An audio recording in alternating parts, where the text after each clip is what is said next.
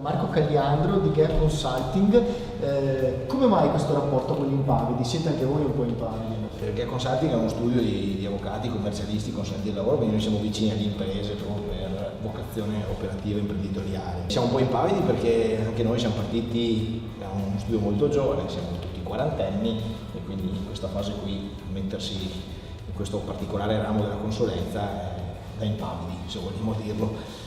Però seguiamo con molta attenzione gli imprenditori che in questo momento rischiano con le loro idee, con la loro voglia di crescere nel settore economico, creando posti di lavoro, quindi per noi è fondamentale e importante seguirli e dargli le giuste attenzioni, affinché il percorso sia più agile possibile. Ma è tempo per essere impavidi o è più tempo per essere rilassati e rimanere... No, è sempre il tempo per essere impavidi, bisogna essere impavidi perché in questa fase qui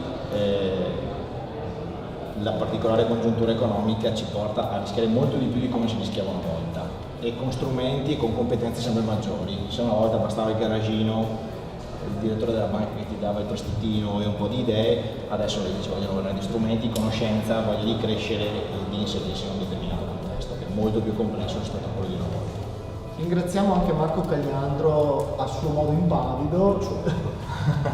Grazie. Grazie a te.